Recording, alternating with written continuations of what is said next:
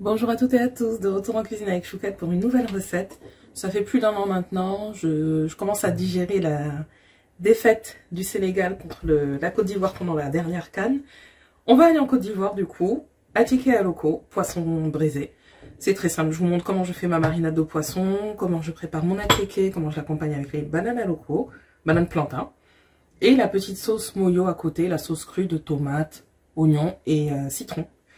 Les ingrédients sont là, pour les condiments, vous verrez de toute manière au fur et à mesure. Pour ma part, je débarrasse et on peut commencer. Donc pour la marinade du poisson, c'est simple, je viens mettre de l'ail, un demi-oignon, un peu de gingembre, un piment végétarien, une poignée de persil, on poivre, on sale et enfin le jus d'un demi-citron.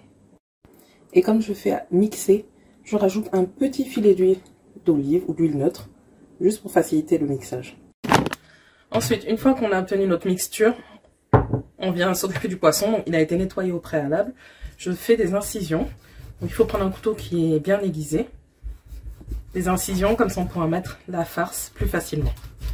Ne me parlez pas de gants, mes mains sont propres. Et j'ai l'habitude de cuisiner comme ça. Donc peut-être à la limite juste les gants pour l'odeur, mais sinon voilà. En nettoyant le poisson, je lui ai malencontreusement percé un œil, donc je suis désolée. Voilà. Donc ensuite, on vient prendre du papier sulfurisé et du papier alu, dans lequel le poisson va aller au four, et du coup on va venir mariner directement sur le papier sulfurisé, comme ça on ne perd rien de la marinade. Donc je mets le poisson, je commence toujours par saler et poivrer le poisson de part et d'autre, même si j'ai un petit peu salé la marinade. Voilà, et ensuite je viens prendre la marinade et j'en mets dans chaque incision d'abord.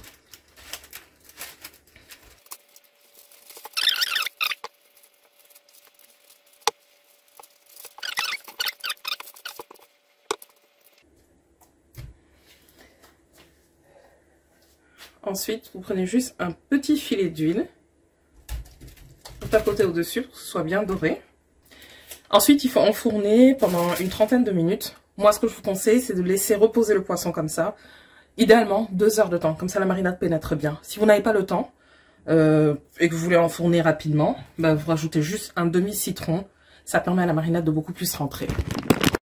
Ensuite, on s'occupe de la sauce moyo, donc de l'accompagnement, qui sera composé de tomates, de poivrons, d'oignons, d'assaisonnement.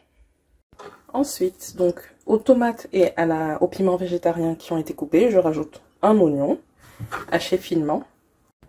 Donc j'ai ajouté aussi un petit bout de poivron, à peu près 1/5 du gros poivron.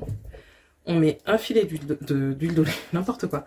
On met le demi-citron, bien pressé, et un petit filet d'huile, juste pour unifier le tout. Comme vous avez dû le voir, je n'ai pas enlevé les pépins des tomates. Ça permettra de bien apporter du jus. Donc je sale,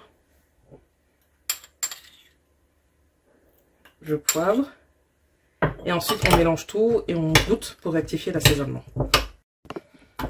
Une fois que la sauce est prête, je la mets de côté, de préférence au frigo, pour que ça puisse continuer à bien mariner. Et on vient s'occuper de la banane plantain, avec le demi-oignon qu'on avait laissé tout à l'heure. Vous comprendrez pourquoi. Donc le bruit que vous entendez à côté, c'est le poisson qui est en train de cuire. J'épluche la banane plantain. La recette et les quantités sont pour 2 personnes. J'ai oublié de préciser. La banane plantain, donc moi je la coupe en carrés. Comme ceci. Une banane bien mûre. Le demi-oignon qui restait. Je viens prendre, elle est 1/3 à peu près, qu'on va couper tout petit. Et en fait, ça va venir parfumer la friture tout à l'heure avec les bananes. Donc, vous faites des petits carrés comme ça. Et on va les laisser de côté. On ne mélange pas avec la banane. Juste au moment de frire, je mets d'abord les oignons. Ça parfume l'huile. Et ensuite, on rajoute. Je sale la banane. Et je la poivre aussi. Moi, je trouve que ça ressort le goût. Ensuite, on s'occupe de l'attiéké. Donc, on l'enlève de sa boule, de son plastique. Et on va venir l'émietter dans un bol avant de passer le tout à la vapeur.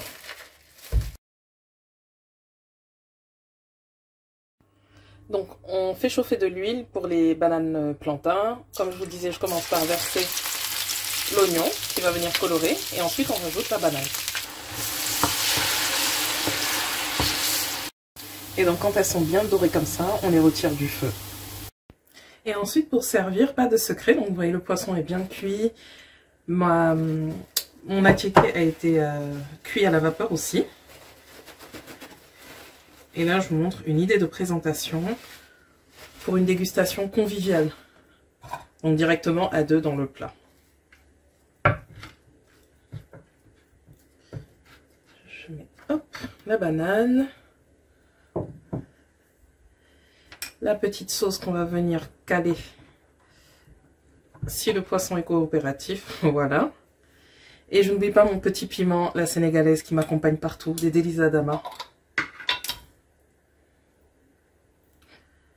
On va venir poser négligemment comme ça.